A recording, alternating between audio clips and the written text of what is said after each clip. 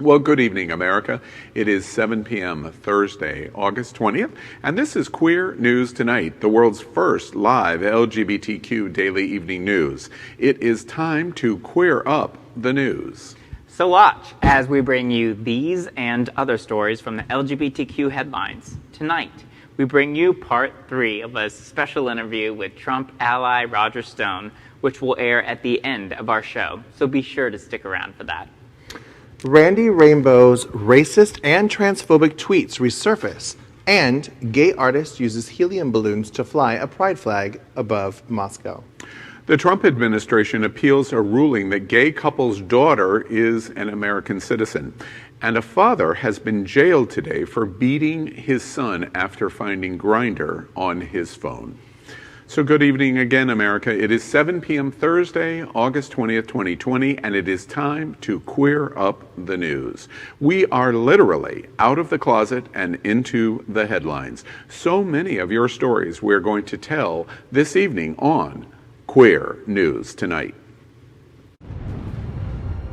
Tonight on the world's first live daily queer evening news show. Tonight's news about the gay community and the news from an LGBTQ perspective.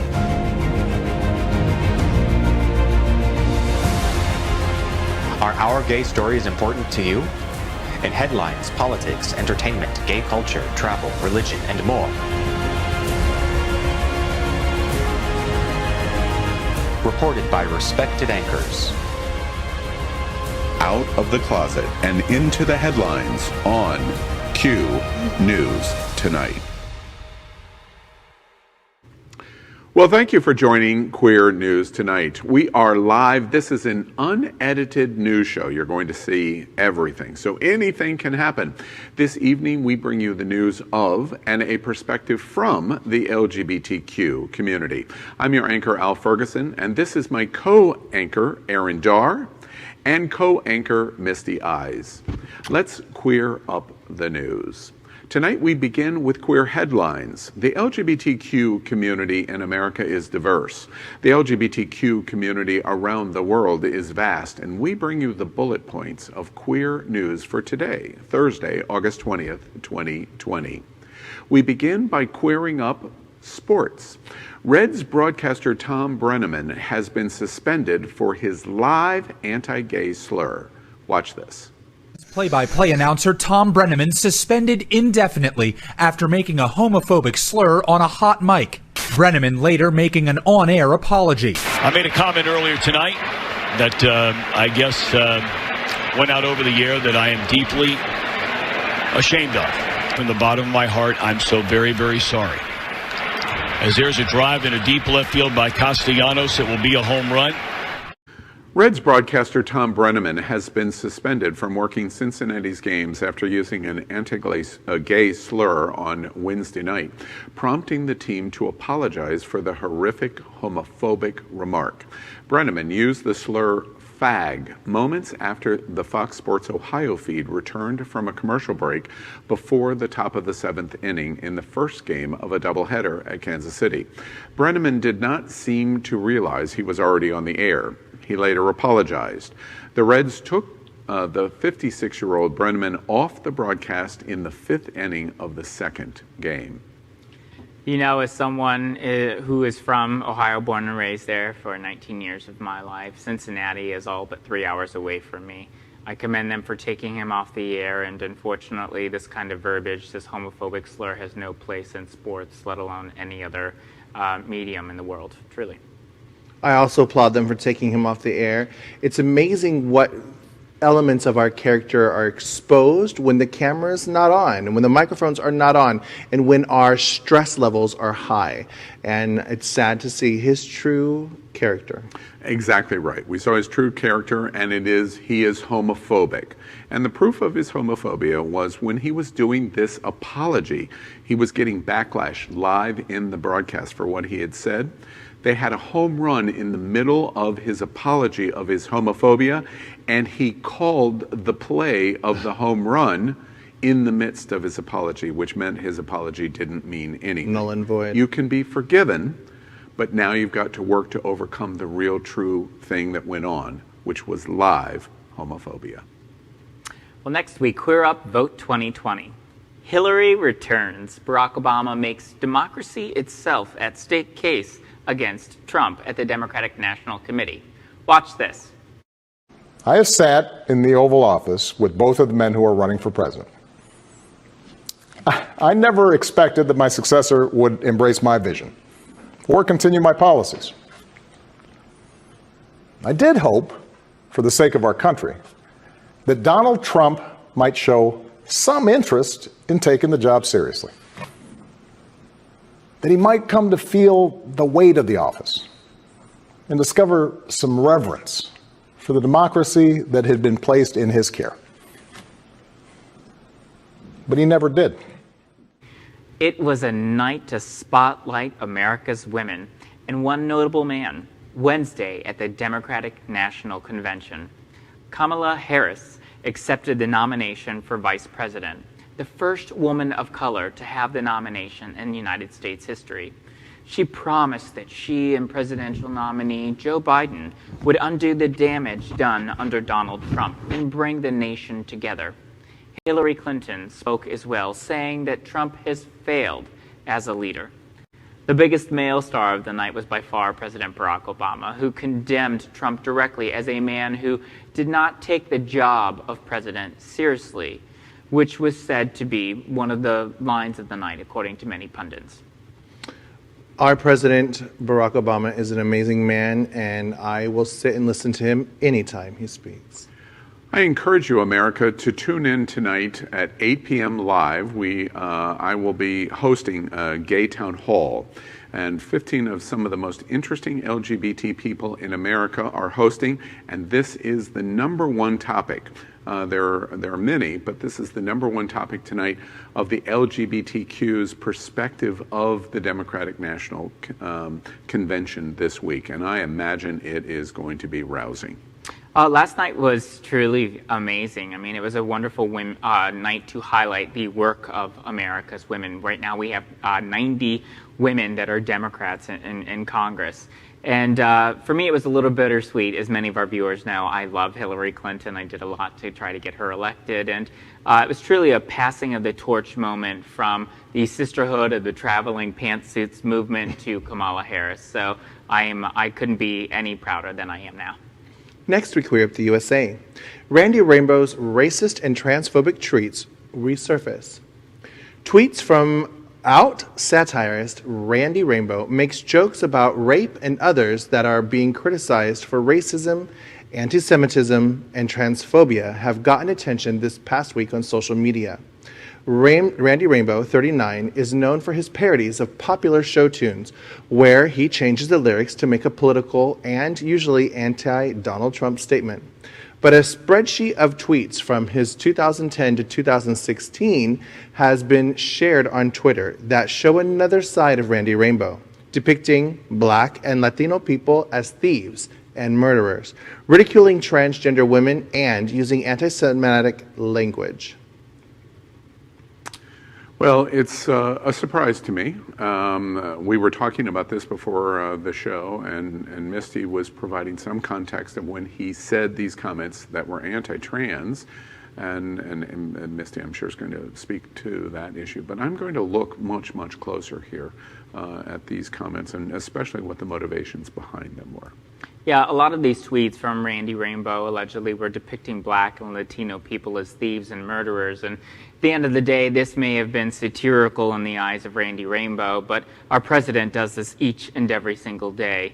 It's not a joke. It's the human reality that we live in. And I don't condone any of these comments, but at the end of the day, he's a comedian. Joan Rivers has done many of the same things, as has Kathy Griffin and many other male comedians as well. So let's hold everybody to the same standard. Kevin Hart, Eddie Griffin, they all have done this.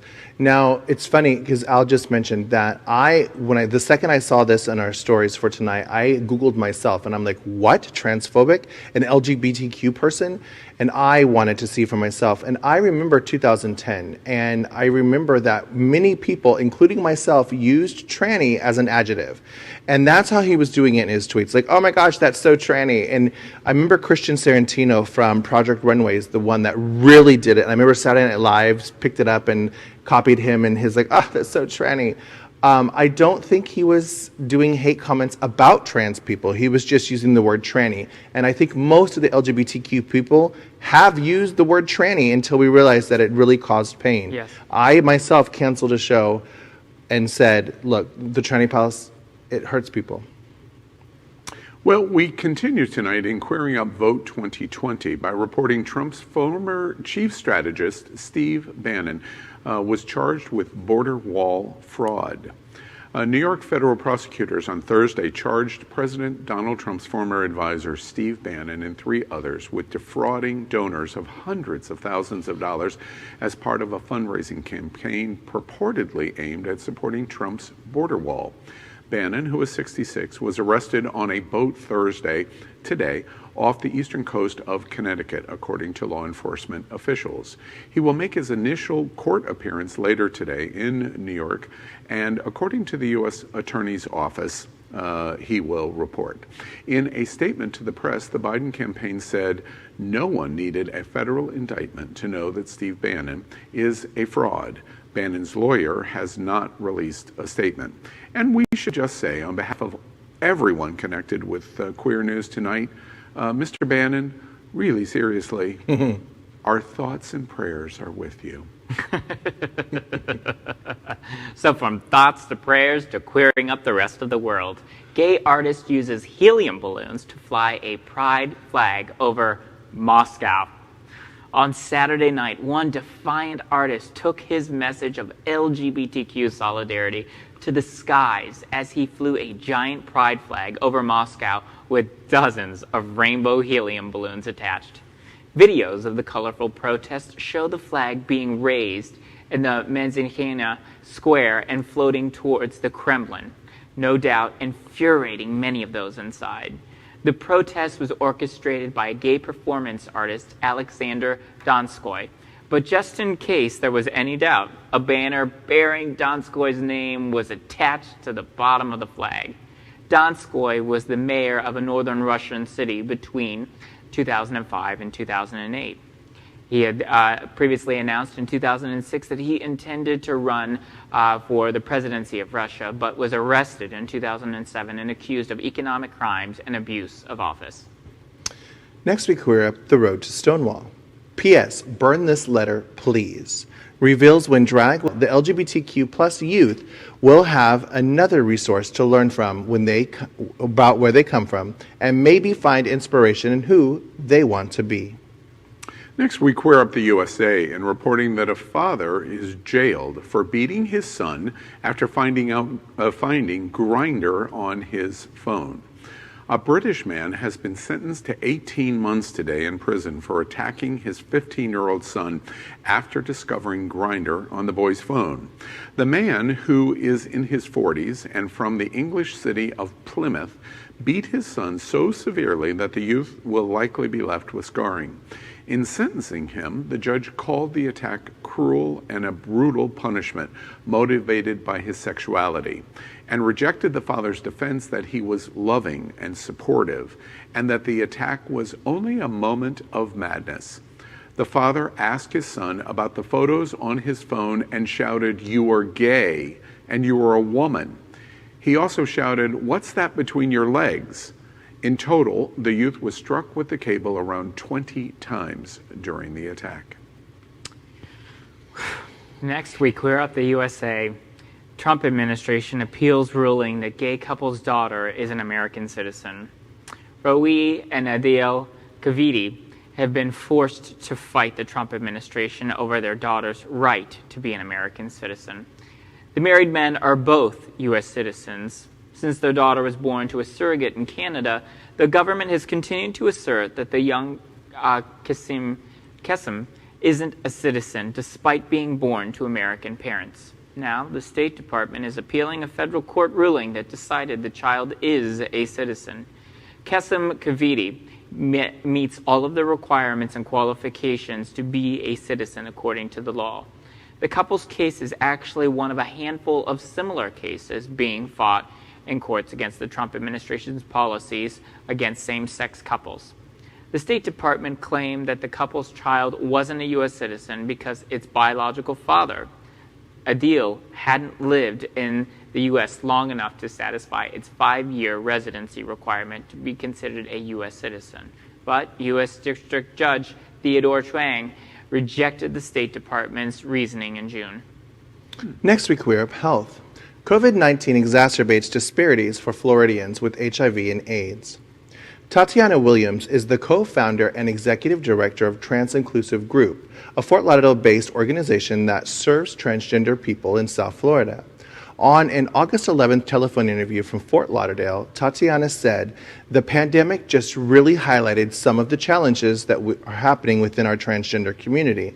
A lot of our clients were already dealing with unemployment, dealing with a lack of access to health care, dealing with a lot of these issues." Miami-Dade and Broward counties still remain the pandemic's epicenter in Florida, with 25% and 12% of the state's total cases, respectively. Statistics indicate that coronavirus has killed 2,126 people in Miami-Dade County and 1,025 people in Broward County. Next tonight, let's catch up on all the news surrounding COVID-19 with our segment called Quarantine Quickies. The first story tonight is our daily reporting of coronavirus facts, especially important to the LGBTQ community. We report on coronavirus case numbers first.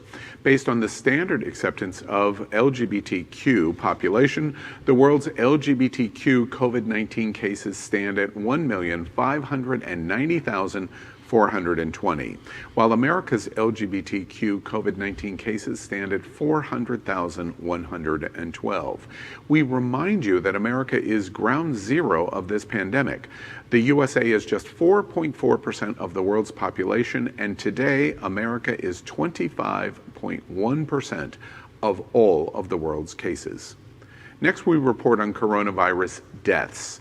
The world's LGBTQ COVID-19 deaths stand at a staggering 55,559, while America's LGBTQ COVID-19 deaths stand at 12,368. The USA is 22.2% of all of the world's deaths. Next in Quarantine Quickies, new mask test shows why LGBTQ America is at risk. Watch this. To protect yourself and others from contracting coronavirus, the CDC recommends a basic face covering over your nose and mouth. It can be something as simple as a disposable mask, or if it's a cloth mask, you just want to make sure it has 2 layers. And scientists say you can check to see how effective your mask or face covering is with a simple trick. Just light a candle and see if you can blow it out while wearing the face covering. I definitely can't do it with this 2-layer cotton mask. I cannot.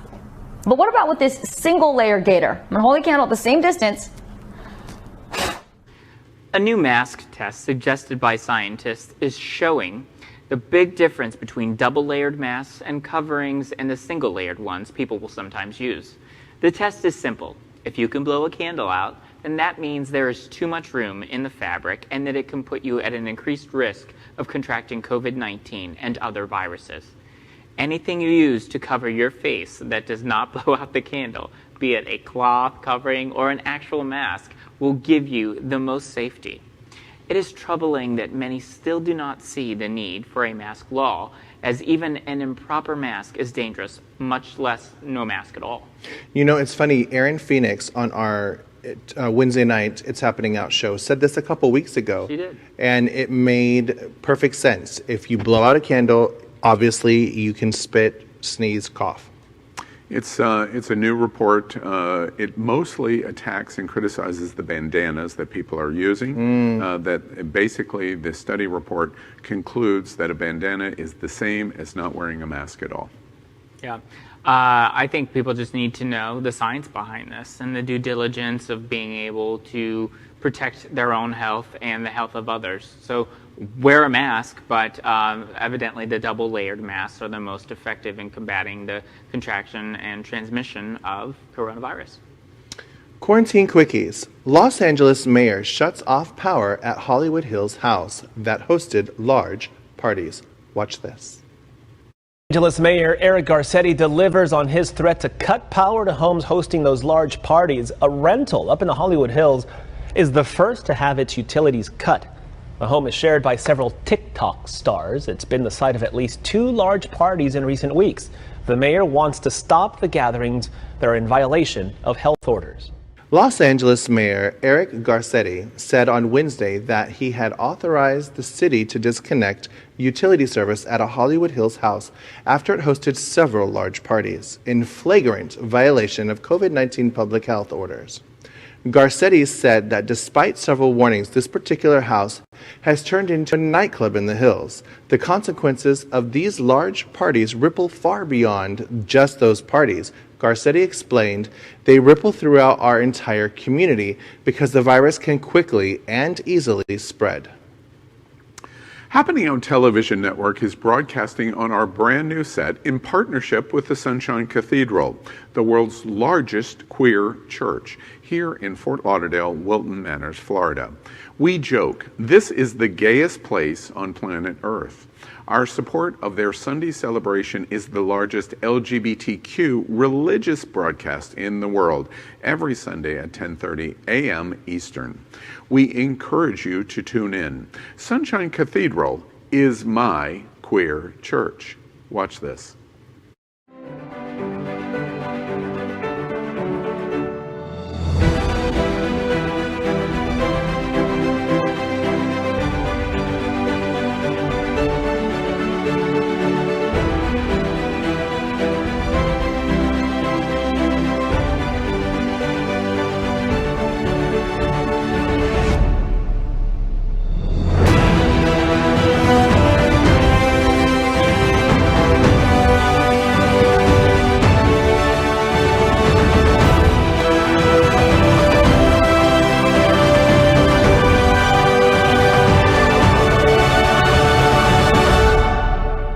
Reverend Dr. Ann Atwell, Minister of Connections. Sunshine Cathedral is my queer church. We'd also like to thank our set designer, Concepto Modern Living here in Fort Lauderdale, for making this set in this living museum possible. Next, we want to report that Happening Out Television Network, including Queer News Tonight, are proud to partner with the Outshine Film Festival, which will run from August 20th to August 30th, with the opening night being the Drive Out of Stage Mother, a brilliant comedy to get the festival started off right. Tickets are on sale now for this newly complete digital LGBT film festival at outshinefilm.com. All of the platforms of Happening Out Television Network will report more interesting news over the next 10 days from one of the most important LGBTQ film festivals in the world. Here's a short video of what the festival is all about. Watch this.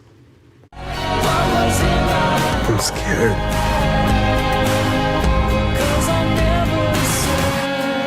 You deserve to be loved. Yeah, see, isn't that such a mystery?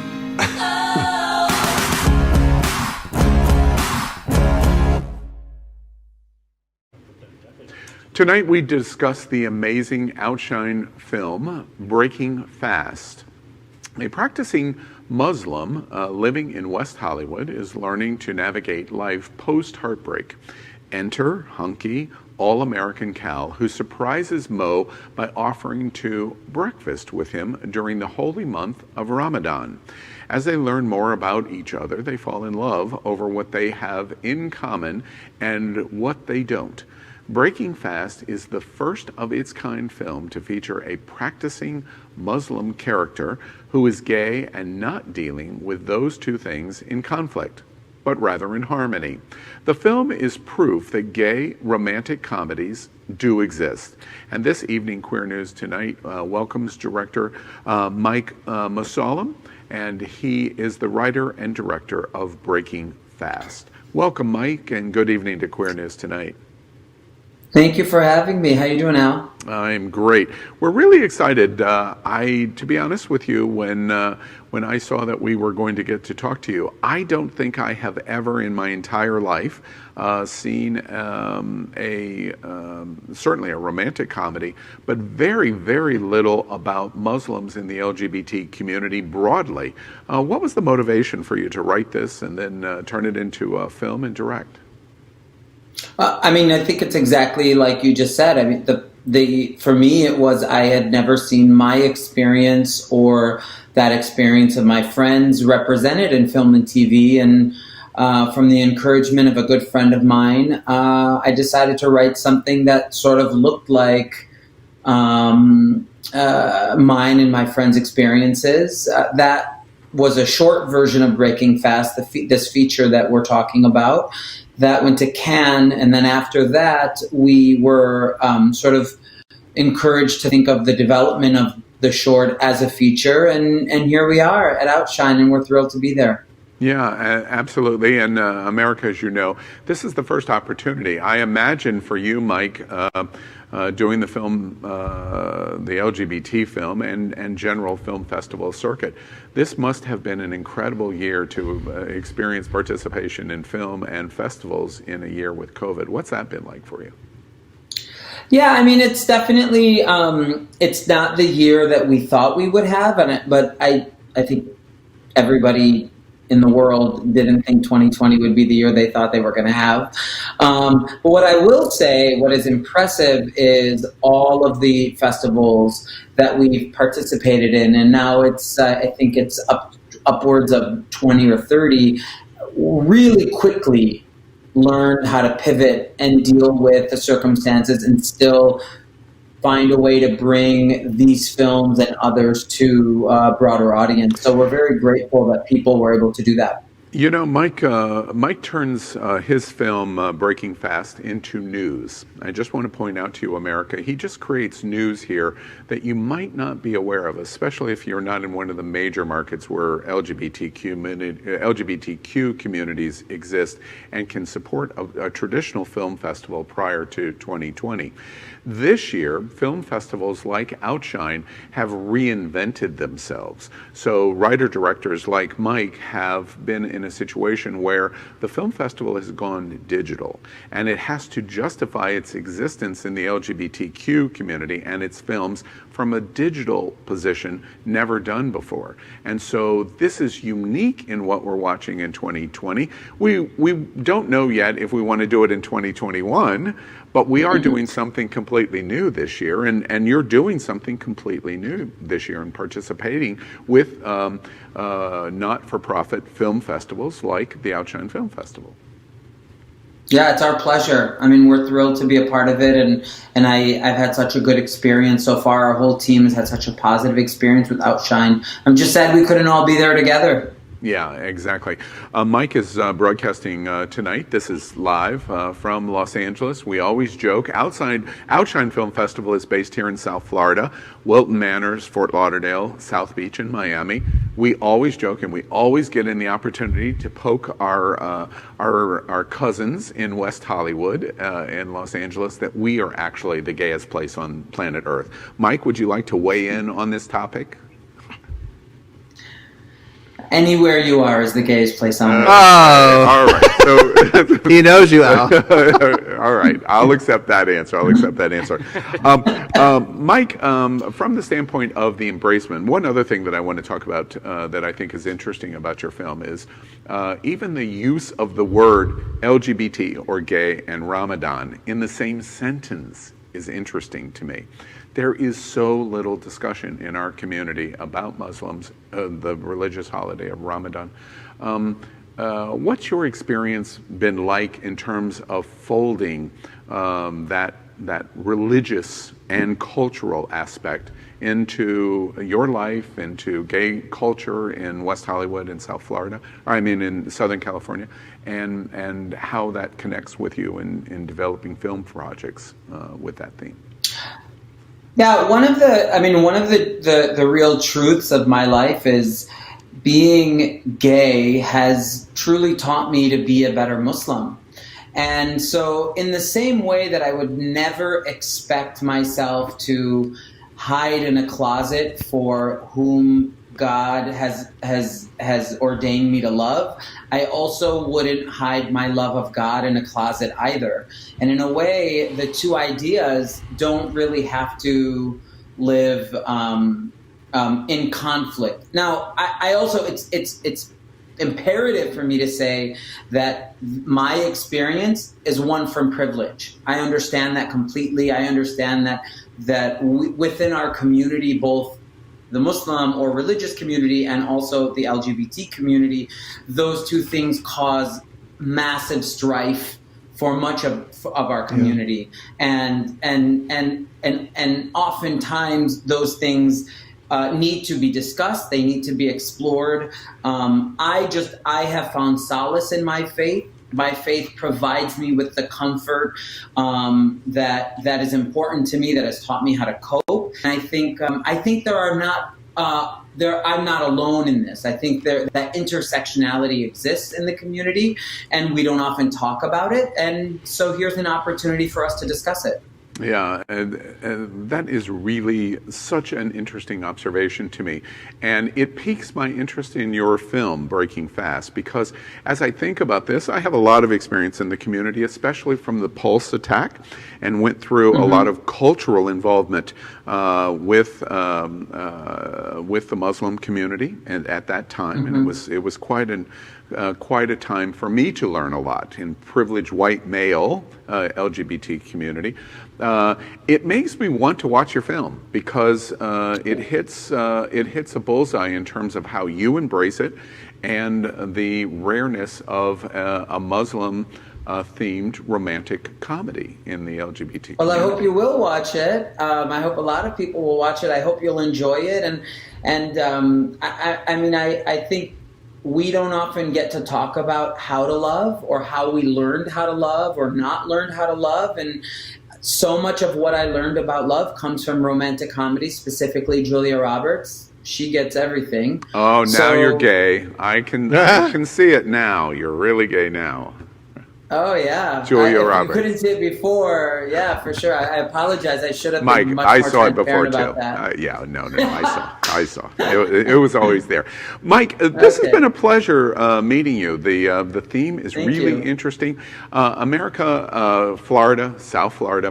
The Outshine Film Festival is beginning. There are other film festivals. There's one getting ready to start also in California. This is the year to support the LGBT community. We have this little thing called COVID-19 going on. And these are not-for-profit organizations that are bringing independent film for the LGBT community to you. And if there's ever been a year to support LGBTQ film festivals, 2020 is the year to do it. And especially writers and directors like Mike Musallam here, the writer and director of Breaking Fast, a romantic comedy intersecting Ramadan and a Muslim romantic comedy. We wish you all the success with this film all the way through the season of the LGBT film festivals. Thank you and so America. much. Make sure you support Breaking Fast and also the Outshine Film Festival. We have that up right now, outshinefilm.com, and the festival itself. It is an amazing opportunity for you to learn a lot about the LGBTQ community through one of our most beautiful forums, which is film. Mike, thank you very much for being with Queer News tonight.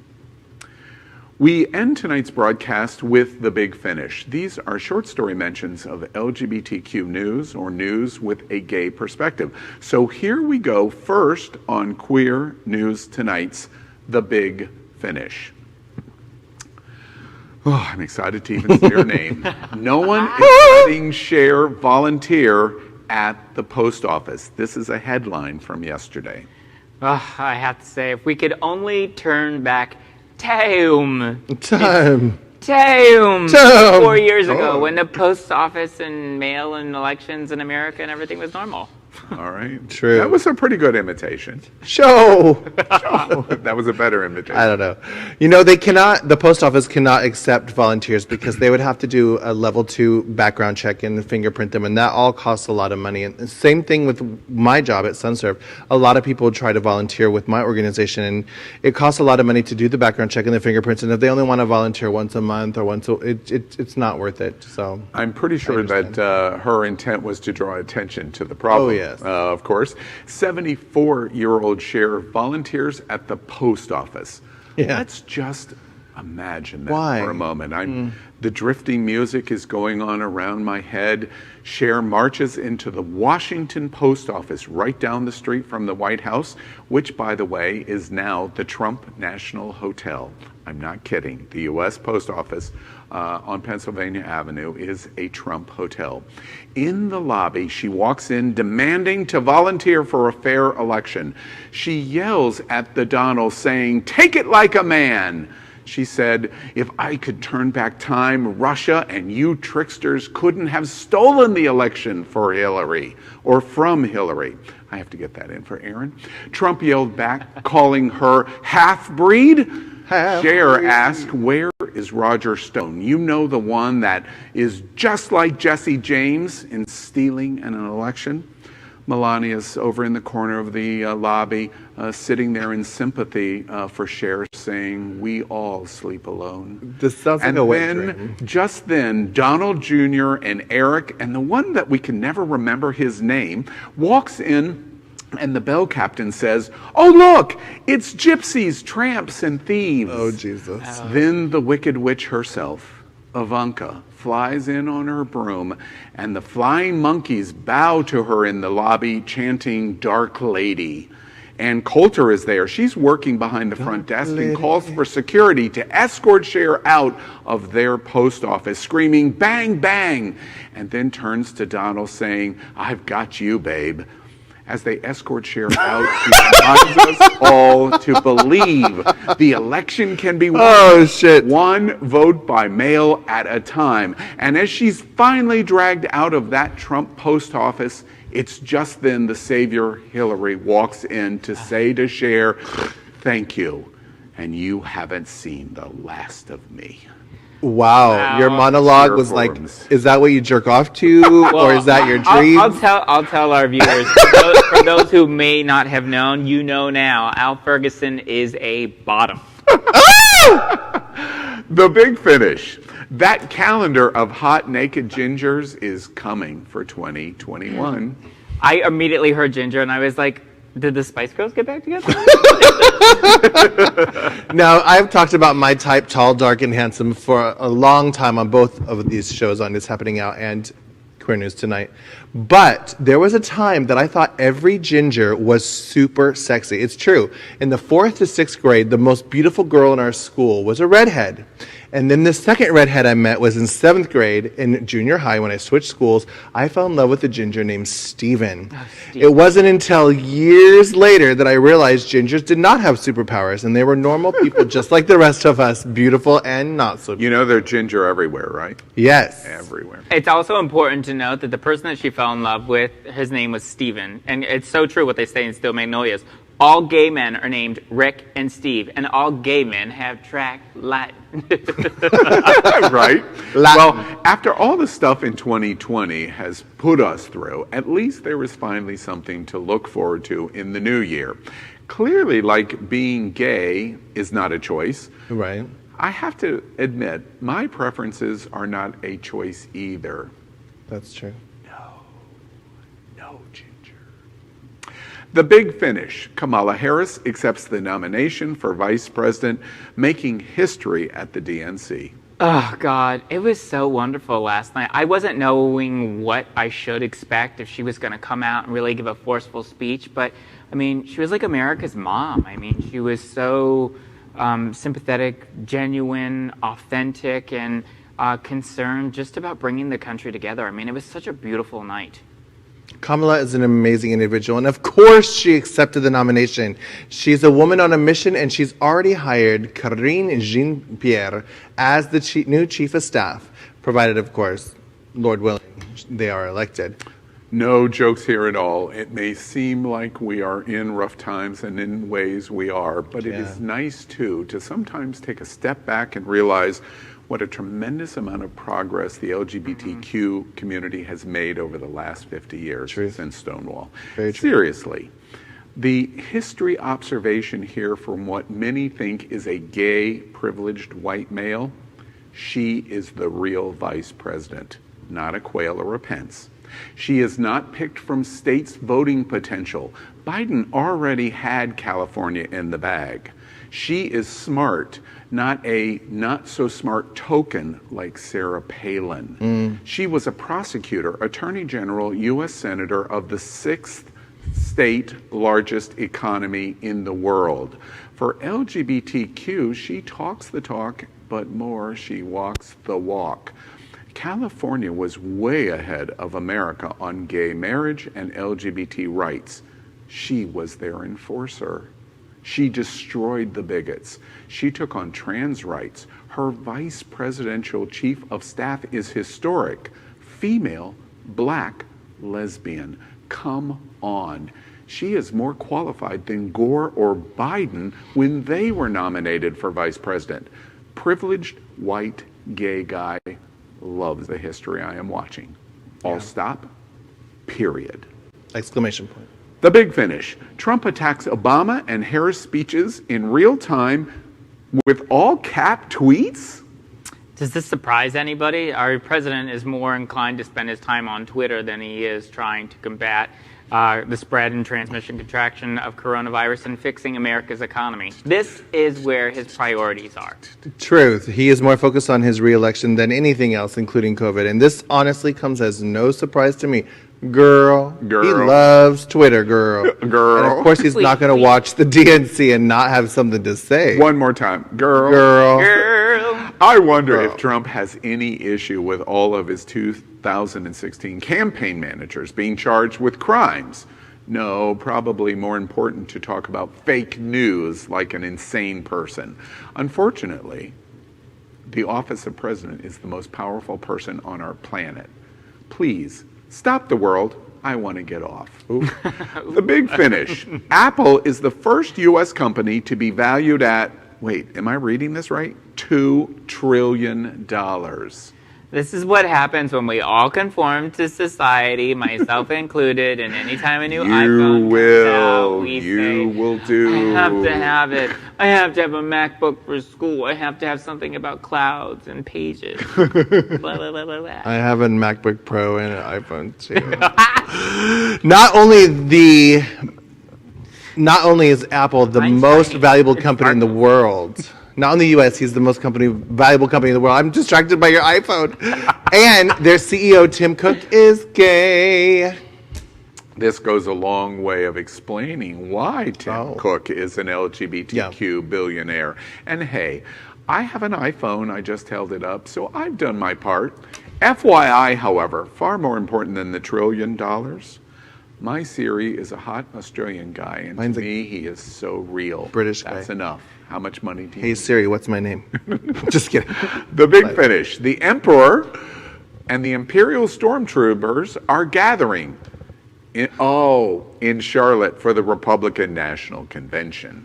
I don't even know what to say about this. I mean, this Republican convention represents the worst of what America has become under the 4 years of Donald Trump. They're highlighting people who've been accused of sexually assaulting unconscious college girls.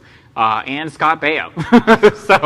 They molested Scott Baio? Yeah, and Scott Baio and Kid Rock. So, I mean, I don't take this seriously anymore. America, please vote for humanity on November 3rd. Am I a bad person saying I'm excited to watch the mess? No, I'm going to tell you that's the exact same thing. I'm going to say I'm going to be just like Donald Trump, watching it like this. She's going to be tweeting. I won't be tweeting. All caps. But from where? Can you believe? From her iPhone. From her iPhone. All right. Fantastic. Fantastic. I just want to know, are they there to replace Trump? It would be an improvement over our current structure if they did. By the way, I think the Empire offered health care to all of their employees. And trans people, by the way, could be stormtroopers. Absolutely, especially the gender nonconforming and non-binary. Next Queer News Tonight presents the Al Ferguson interview of Roger Stone, Part 3. How Stone learned he was free. The Trump phone call minutes after Commutation, and what Trump wants from Roger Stone now. His style and the rumors on his sexuality. For 5 decades, he has been at the heart of conservative politics. Love him or hate him, Roger Stone gives us all a glimpse into the mind of Donald Trump and the upcoming election of a lifetime. Tonight is the most extensive interview Stone has allowed since Commutation, and the first in years for the LGBTQ community. He extensively discusses Russian collusion and Robert Mueller as special prosecutor. Stone is at the center of the presidency and was the architect of the 2016 campaign against Hillary Clinton, and in daily communication with Trump. He extensively describes how he learned about Commutation on television and the call from the White House moments later. You also hear the dramatic conversation between Stone and the president and what Donald Trump wants from him now. The LGBTQ community is going to be surprised at what Roger Stone says about style and how important it really is, and how, of course, the LGBTQ community has it, but most of America doesn't. And his style embracement will lead to questions of his sexuality and his support of the LGBTQ pride and pride parades. So take a look at this and watch. So you hadn't had contact with the president for 2 years. You had no notice in advance of the commutation. Except for I should say I had faith that it was. Yes, yeah, I heard you on that point. I'm curious, do you recall where you were when you first heard the news? Yeah, I was in my living room here in the, I guess it would be the Victoria Park section of Fort Lauderdale. Okay. We have moved to a much more modest abode. You were watching the news? Well, what happened was around 5 o'clock, various news outlets, I think Fox was first. Breaking news, Roger Stone breathing a huge sigh of relief tonight because the White House has just announced the president will commute his sentence. He was set to go to prison on Tuesday, and now Roger Stone will not go to prison because President Trump has commuted his sentence. There were reports that the president would commute my sentence. I still had no formal confirmation of that, but I do understand the news business, and nobody in network TV would get out there without multiple corroborations of something of that magnitude. So, did you watch it on the news, or did somebody call you? I watched them report it on the news, but they didn't say it had happened. They said it will happen. And I was in the living room. Well, it's kind of, it's all on one floor, as it were. It's a pretty modest place, because once CNN showed my front door on national television, I had to leave that house because I was under a constant, stream of both well-wishers and not so well-wishers. At 7 o'clock, an unknown phone number popped up on my cell phone. I rarely answer those, but in this case I did. And there was a crisply efficient White House operator who said, the President of the United States is trying to reach Roger Stone. Is this Roger Stone? I said, yes, it is. He said, are you available for the President's call? I thought for a second, who says no to that, right? I said, yes, of course. He said, please hold. And I held for quite a while. And finally, the President came on the line, and he said, Roger, I've just signed a document. I want to read it to you. I have issued an act of clemency specific to your conviction. I have commuted your sentence, including prison time, probation, community service, and the fine. He says, I've done this for 2 reasons. One, I really believe that at your age and in your current condition, that sending you to a prison where there is coronavirus is extraordinarily dangerous. It's our policy not to send people like you to prison, but I gather that they're planning to do so. And that secondarily, anybody who will look at it objectively knows you did not get a fair trial. the fact that the jury forewoman was attacking you and me. And those were the president's words? Yes, on social media. That was a disaster. You should have gotten a new trial. Every lawyer I know thinks you should have gotten a fair trial. And I said, yes, sir. And he said, I want to tell you that a lot of people told me not to do this because it's an election year. A lot of people. On the other hand, you have a lot of good friends. A lot of good people told me this was the right thing to do. And therefore, despite the politics of it, I've decided this is the right thing to do. So congratulations, you're a free man. He said, I'm not issuing a pardon, although I could, because I'd like you to fight this out. I think you got screwed. I think that you should take it to appeal. I think you might win on your appeal based on everything I've read, and I hope you will do that. But for the time being, this is my decision. So I said, thank you very much, Mr. President. How's the First Lady, who I've known since 1999? He said, she's great. By the way, she's a big supporter of my decision. She also thinks this is the right thing. He said, how is your beautiful wife? I said, she's great. He said, yeah, I saw her on TV talking about this. She makes a much better pitch than you. That's funny. Anything else that was discussed in that phone call? And that was it. Yeah. He said he finished by saying, congratulations, you're a free man, and he hung up. Yeah. And in that moment, I was going to ask you how you felt in hearing the news by watching it on CNN or MSNBC or Fox. Your story is much better than what I was anticipating. Well, I don't watch CNN for the same reason I don't eat out of the toilet. So I never watch it because nothing they report. In full disclosure, I watch a lot of CNN. Well, you're entitled, but just as long as you understand nothing they report is accurate or true.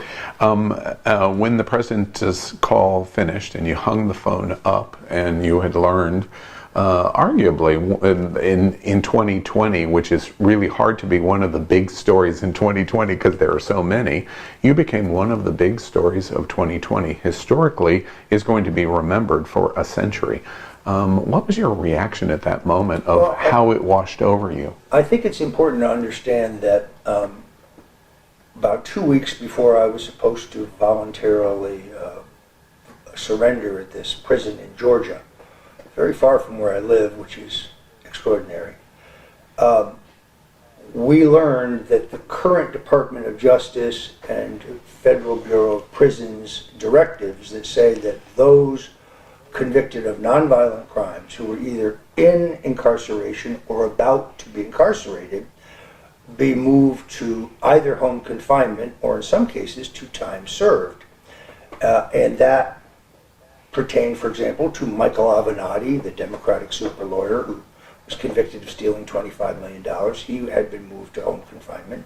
Michael Cohen, who had been moved to home confinement. Rick Gates, who testified against me in my trial, falsely, he had been moved to home confinement. Even Paul Manafort had been moved to home confinement.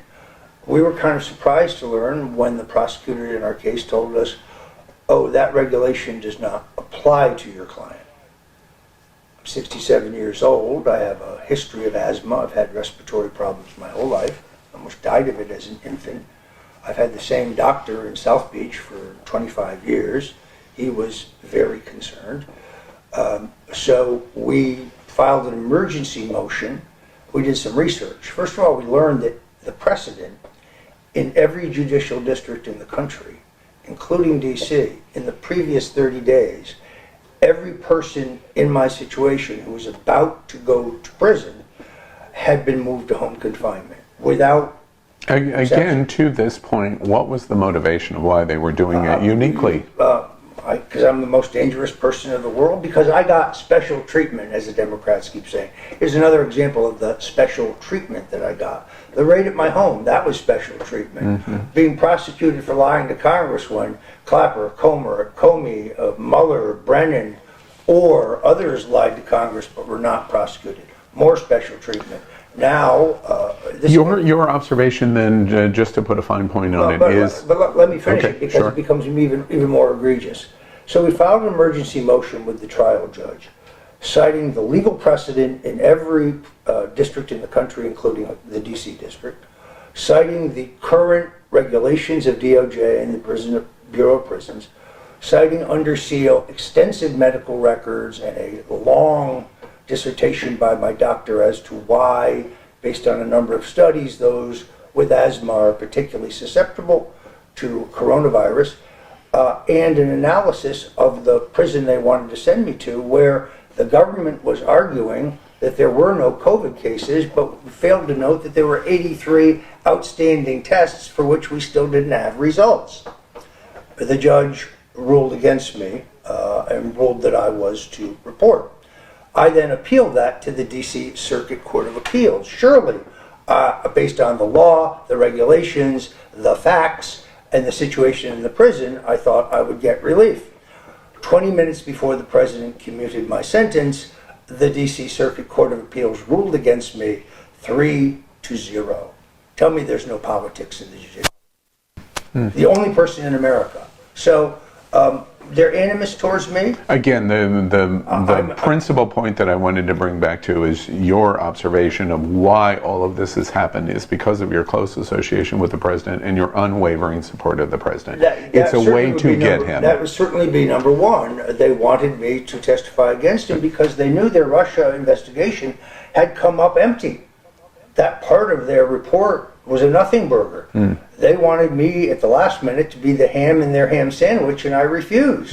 They were very angry about that. They threatened a superseding indictment. So that being the case, and you feeling that way, and everything that you have gone through in the last 4 years, certainly last 5 years in the election of the president, and what happened with WikiLeaks and Russia collusion, etc. You have this phone call. You've learned this of your sentence being commuted and the risk of being in prison, as you've just described it, in Georgia could be a dangerous situation for you. A death penalty, in my opinion. Okay, and you are then called by the White House. You speak to the president. He tells you what he says. You hang up the phone. And what were your thoughts at that moment? Let me address the last part of it, and then I'll tell you. I think this is much broader than Donald Trump.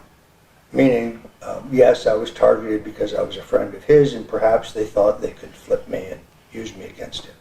But I also have been a bipartisan criticism of the American political establishment, the Bushes and the Clintons, Republicans and Democrats. I have stuck my thumb in their eye in 5 books, and I've spoken out and been very vocal. So I think I was being punished for questioning the status quo, from challenging a number of conventional thoughts put forward by the government. My sense right after the phone call was one of immediate relief, because when you take on the full power and the deep pockets of the government, and when the government is allowed to cheat at trial, there's substantial misconduct by the prosecutors in my case, which under the judge's pretrial rulings I'm not allowed to even discuss. I had a jury that was completely hostile. In other words, a jury that included not a single Republican, not a single independent, not a single military veteran, not a single Roman Catholic, not a single evangelical Christian, not a single gay person. There was nothing. The jury may have been ethnically diverse, but it was not ideologically diverse. It could have been the Clinton-Obama administration reunion. There were no sympathetic, or even in my opinion, unbiased jurors. So, but the judge held in jury selection, you could say, I hate Donald Trump's guts, I think he should be removed, but I can be objective in the trial of one of his closest friends. I just don't think that in works. The overwhelming situation that you re-described there, you have come to the final conclusion moment until you fight this out in appeals and then whatever your next legal actions are. But in terms of the substantive consequence to yourself, you've come to the conclusion. You've hung up from the President of the United States. Your emotional response to this moment and all of the time that has gone into complete 5 decades of poking your finger in so many different eyes comes to a head at that moment. Your personal reaction was what? I live to fight again. to survive and stand up and to start fight again. I intend to write 5 more books. I'm going to write a book about this experience, but there are a number of things that I want to write about and speak about. I'll give you an example which you may think is somewhat off the wall, but I think is important.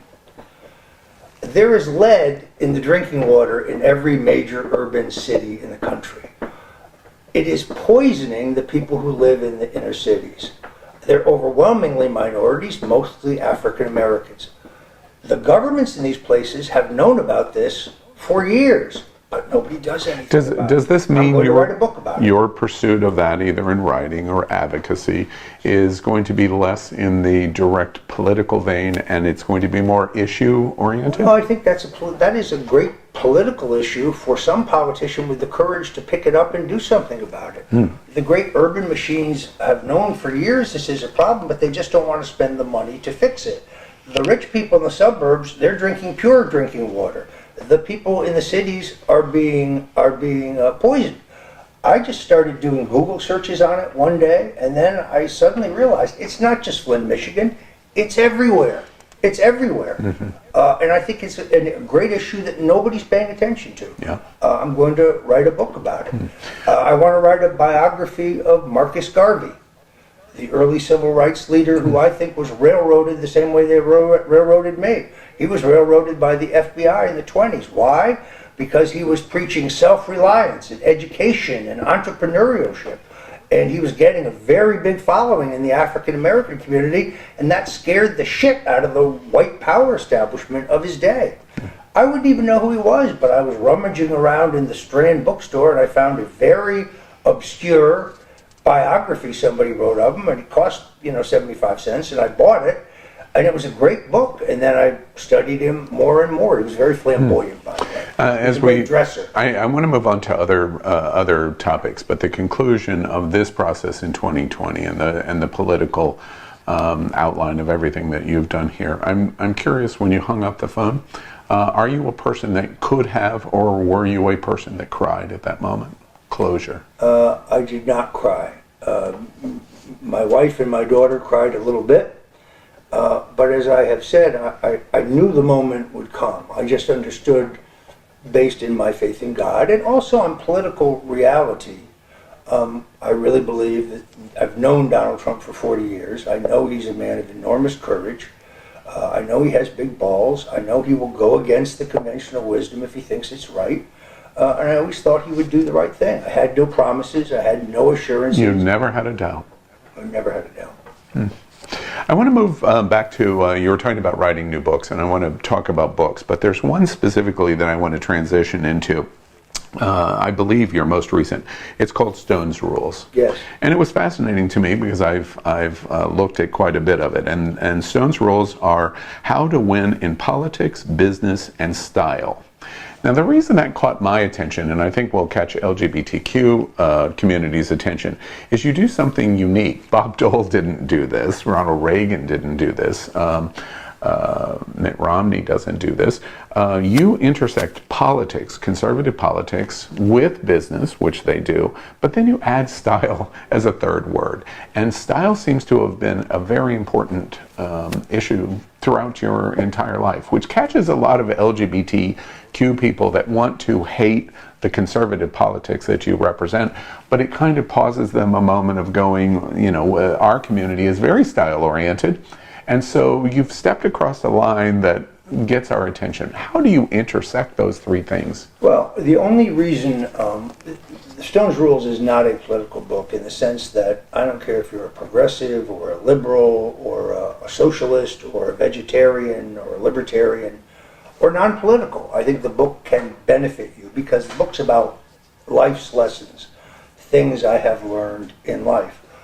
The anecdotes I use reference conservative or Republican historical examples only because those are the examples that I've lived, but it would be no different if it were written by someone who had been through the Kennedy campaigns and had campaigned for Bill Clinton and Barack Obama. Politics is politics, so I like to believe that my advice is generally speaking, generic. Yes, but there's a divergence. I think very few people would argue that Richard Nixon was a style guru, that he was committed to style, and you might get ready to correct me, but largely most of the icons in the conservative movement in the last 30 or 40 years have not been associated with style. There was a phrase that was called that somebody identified you as the Lord of Mischief. Did you ever say that? No, that was written by a guy named Matt Labash in a profile in the I forget the Standard magazine. The Standard, yes. And the reference to that and the style is that Roger Stone is interesting and unique because he is interesting in commitment beyond this hardcore granite kind of reflection of what conservatives are and whatever new conservatives are. You kind of poke your finger in the eye of you're not going to be boring. Well, that's true. Let's go back to Nixon. Nixon certainly would be considered by no one to be a fashion icon. He was an introvert in an extrovert's business. He was the antithesis of Jack Kennedy. Jack Kennedy was graceful. Jack Kennedy was gracious. Jack Kennedy was cultured. Jack Kennedy was the first man to wear a two-button suit. Had them made for him by a London tailor when his father was the ambassador to the United Kingdom. But the standard American man's two-button suit was pioneered by JFK. He also always looked like he had never thought about what he put on. He just dressed casually, and he always looked like $1 million. Notice how he almost always wears a solid color tie, a solid color shirt, and a white shirt. A solid color tie, solid color suit, and a white shirt. He always has a very small, very elegant knot. He was a great dresser, kind of the American Ivy League style. Nixon didn't even know how to knot a tie. The knot of his tie was almost always wrong. However, he is the first person who understands the role of television in American politics. He is the first person who uses Madison Avenue advertising techniques and branding. This is branding. He wasn't doing this in 1960. That's how I started the interview. Your marketing branding. He wasn't doing this in 1960. He wasn't doing this until 1968. And it becomes a trademark gesture. So he understood the importance of television in politics, and therefore he's a style leader in that sense. The imagery created by television.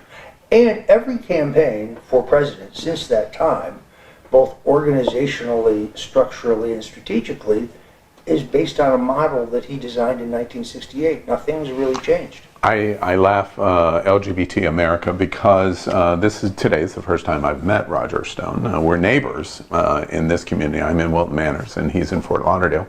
But I laugh in terms of what I've written or what I've read about you in terms of fashion, because coming today, Roger kept me waiting for about an hour, and a lot of it had to do with clothes and hair, and it's a complete embracement of the image and the branding and the fashion that you represent. Does it wash over you that that's unique in the conservative? Maybe Republican, but let's use a broad term, conservative. In the conservative world in America, that's unusual, of the embracement of fashion?